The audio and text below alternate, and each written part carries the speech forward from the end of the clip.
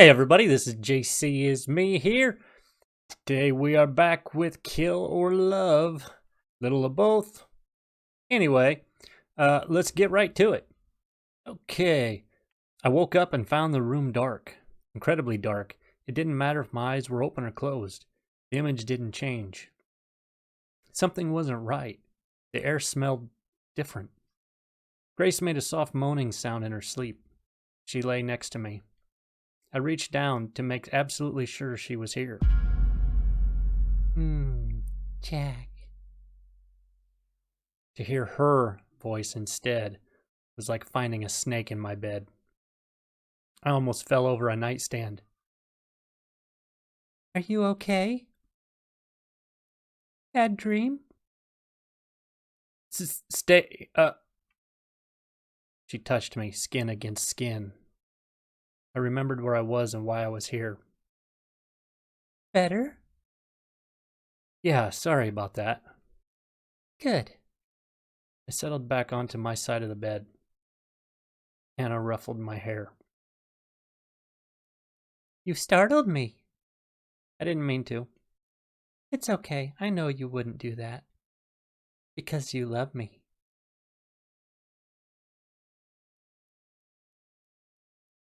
Dear Diary. It's all been worth it. All the years of waiting and hoping have been so worth it. I never expected it to go as well as it did. Now I feel so silly I ever worried. Grace the whore is out of the picture. It was easy. She is so scared of everything. And Jack is all mine. I expected he would struggle a lot more. I'm so proud of him. Even in the terrible state he's in, no memories of us at all, he knew in his heart he should pick me over her. You're so cute, Jack, the way you're absolutely helpless without me. I'll pamper you a little more. I can do that. There's no hurry. There's no rush. We've reached our happy ending. Yikes. I paced around Anna's bedroom. Step, step, step, step. Turn. Step, step, step, step. Turn. It wasn't a very large room, about the same size as mine, and step, step, step. Turn. It was dark. The curtains were drawn. But it would have been dark without them, too. The alarm clock's neon green digits hovering in the dark showed that it was 5:10 a.m. and that it was Monday. Step, step, step. Anna's bed sheets rustled. She mumbled something and sat up. Jack, why are you... I took in a deep breath. It helped me keep my voice from shaking as I answered. It's nothing. Go back to sleep. What is it? Something is wrong, isn't it? Tell me, I'll make it go away. No, please. It's stupid. Tell me. I stepped closer to the bed, banged my shin on its side, and sighed. Sighed and sighed. It's Monday. And I glanced over my shoulder at the alarm clock. Yep, it is. So? I have work. When I came back to an empty apartment, it was early Friday morning. I had missed work on Friday. I must be on thin ice already. I didn't even call in. And?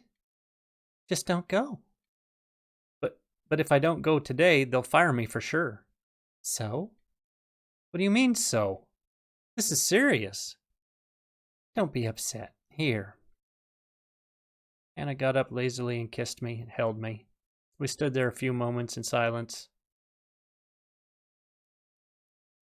There, doesn't it all seem better now? But I still... Uh-huh. No, sweetie, you stay in today. She pressed herself harder against me. I felt her softness, the heat of her body. I could hardly feel anything else. You don't want to go to work, do you? I don't, but I mean, I have to. You don't have to. It'll be fine. The world won't end. I was going to complain again, but she pressed a finger to my lips. You know what? An idea just came to me.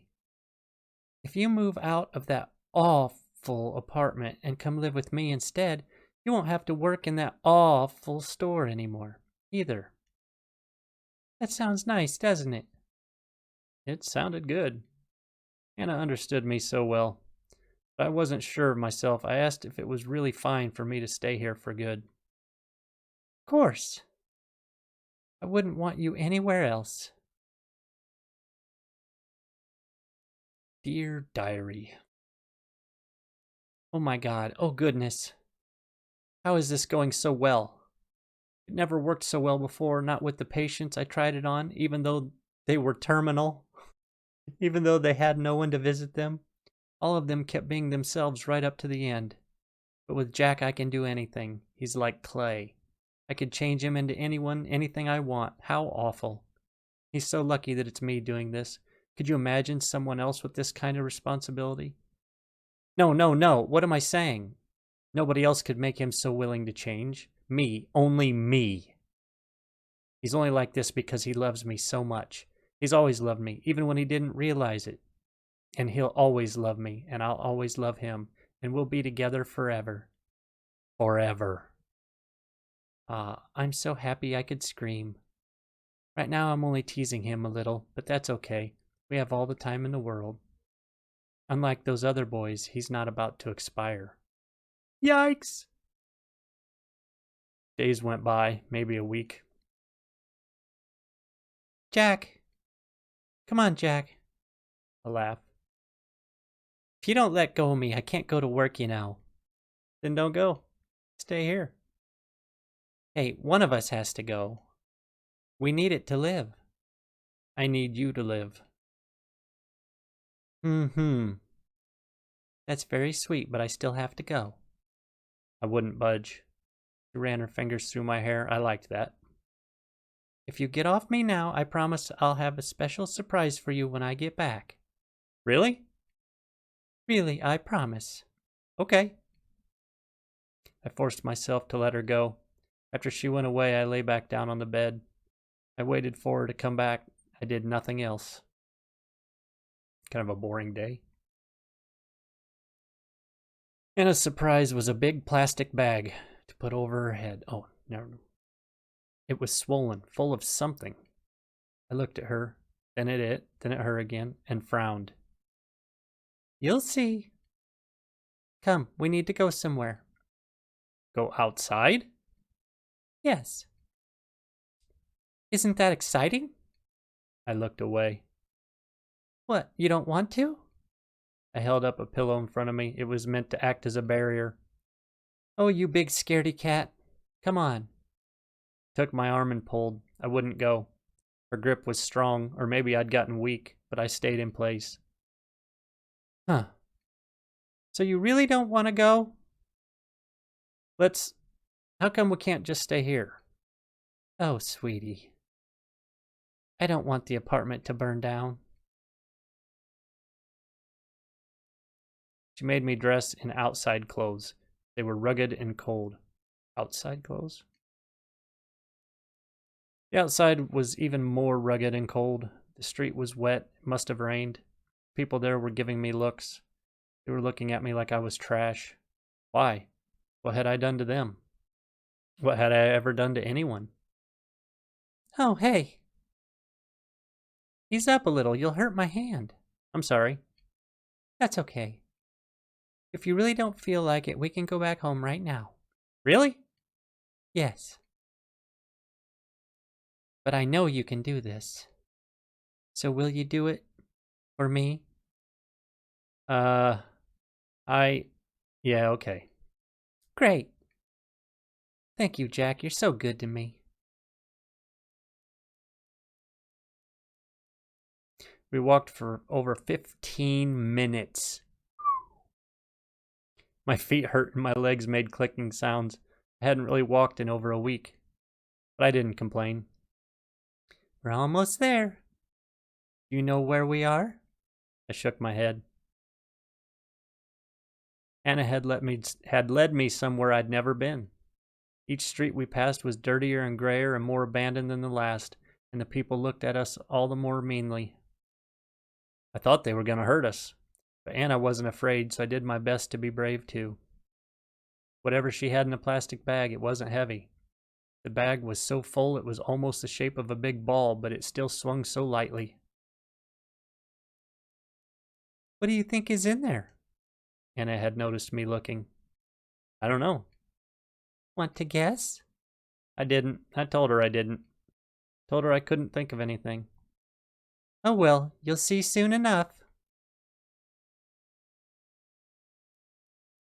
Our destination, I saw 5 minutes later, was an empty street.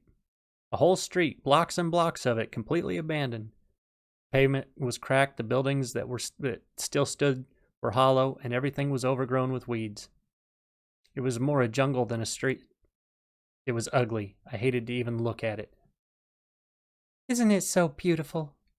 Yeah. I'll show you the best spot here. It's my favorite. But it'll be our secret, okay? You can't tell anyone else. Okay.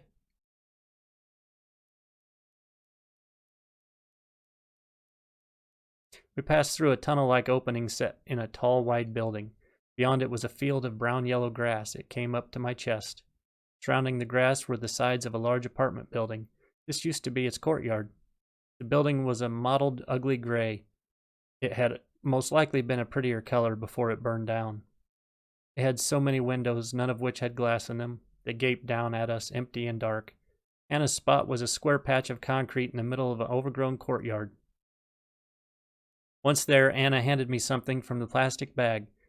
It was a small gas canister and a box of matches. Then she emptied the rest of the bag out on the concrete. When I saw the contents, my chest tightened and I started to hurt. Anna, this is... On the ground were a few post-it notes, a pair of shoes, but mostly clothes. I had seen them before. They had belonged to someone I knew. Who? Who do you think? Someone I had known an eternity ago, too long ago to remember. But I knew these things were important. You know what this is? Yes? I shouldn't?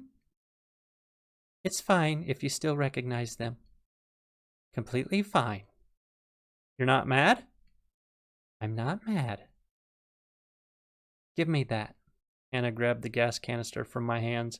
She poured the gas out onto the clothes and shoes and post-it notes down to the last drop. Then she tossed the canister aside and stepped away. The canister made a tinny, empty sound as it hit the concrete. Tunk, tunk. Not a tinny, empty sound. After that, there was silence. Anna? Should I? What do you think you should do? Are you really not mad? Do what you think you need to do, Jack. And do it quick, it's growing dark. I didn't bring a flashlight. So I did what I thought I needed to do. I lit a match. It took me 3 tries to get it right because of my clumsy fingers. Cradling the little fire with my hands, I brought it over to her things. They were wet and stank of gasoline. I held the lit match above them. Why are you hesitating? Don't you want to do this? I don't know. I needed to do what Anna wanted me to do, but the thought of doing it made me want to lie down and cry. I couldn't explain why those things were so dear to me. They just were. The flame had almost reached my fingers. Anna, I don't think... Do it! I dropped the match. The little fire touched gasoline and bloomed. The sudden heat made me step back. Those things, those shoes and clothes and little yellow notes were already crackling and turning into charcoal. Anna stood by me. I waited for her to scold me, but she didn't. She put her hand in mine, our fingers interlocked. You did well. I did? Yes. When it came down to it, you did what you should. I'm proud of you. A warmth filled my chest. My worry for those scattered pieces of nothing on the ground faded away. I was with the love of my life, and she loved me and was proud of me. How could I care about some... I couldn't even remember what it had been anymore. Old clothes? Whatever. Anna giggled. Ha ha ha ha. Ha ha ha ha ha.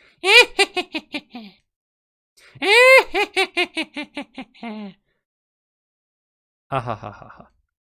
It made me so glad to see Anna happy. I pulled her closer. After a good minute of laughing, she sighed as if spent and looked up at me. Wasn't that fun? Yep. Things on the ground had already gone out. They were black and unrecognizable. Let's go back home. Okay, Anna. You're so happy, aren't you? And why wouldn't you be? I'm happy too. The happiest I've ever been. Me too, the happiest I've ever been. Really? Yep. Thank you, Jack. That means the world to me. We went away hand in hand. But before we walked out into the grass again, I looked back one last time at the things I had burned. Something moved at the edge of my vision, up in one of the glassless windows. I looked again, but it was gone. This place is dangerous. Hmm? Are there people here? You know what? There just might be. Bad people. We should get home as soon as we can. Yes. Home. Where it's safe. That little slut. I hope she had a good look at us burning all that trash of hers. At Jack burning it. God, I'm so proud of him it hurts. I can't believe I miscalculated, though. I thought Grace was gone for good. But then there she was in our hallway, asking where Jack was and what I'd done with him. All this while Jack was right on the other side of the door. Can you imagine what would have happened if I wasn't there?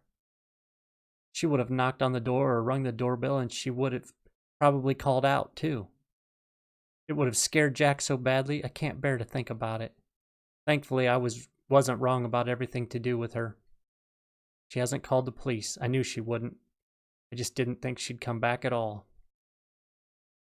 She was still as scared as a little lamb. Her hands shook while she demanded I tell her what happened to Jack. He can't be in there, can he? She stepped forward, but when I put myself between the door and hers, she backed off again. I wonder how she didn't pee herself. She was so scared. Jack doesn't want to see you. What are you doing to him? No one's seen him since I went away. It's like he disappeared. He's been here the whole time. God, what are you doing to him? Gosh dang it. He's been here the whole time. God, what are you doing to him? Be quiet. She was making so much noise. I put a hand on her shoulder. I had to see if she had the guts to slap it away. She just stood there. Jack is perfectly fine. He's happy and he doesn't want to see you again. I know he probably hates me now, but at least let me see him. I have to at least see him again. So annoying. Loneliness has made her desperate, unpleasant. That's what being by yourself does.